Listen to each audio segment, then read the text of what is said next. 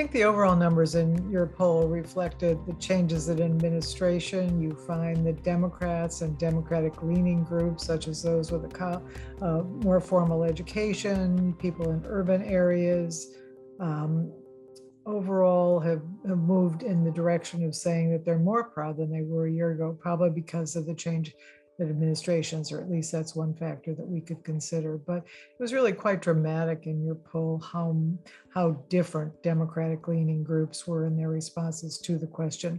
It's been a pretty rough year for America when you think about it in the past year. And while nearly all recent polls show that Americans are very proud of their country, depending on how you word the questions, there are always differences between Democrats and Republicans historically on patriotism polling. And we see, for example, historically that Democrats are a little less likely to profess their patriotism than are Republicans.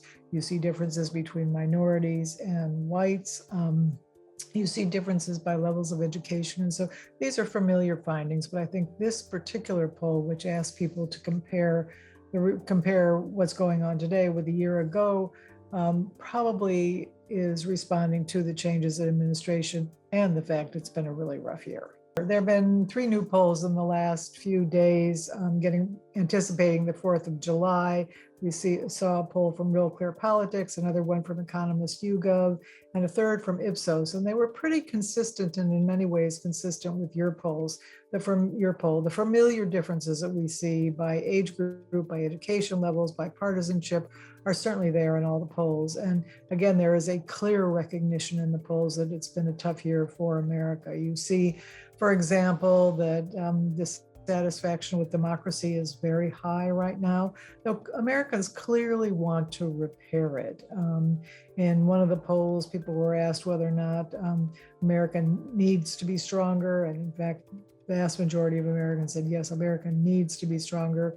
It's unclear whether we're willing to do the work because some of these partisan differences are very great on many aspects of patriotism. But the picture, again, reflecting a rough year for America.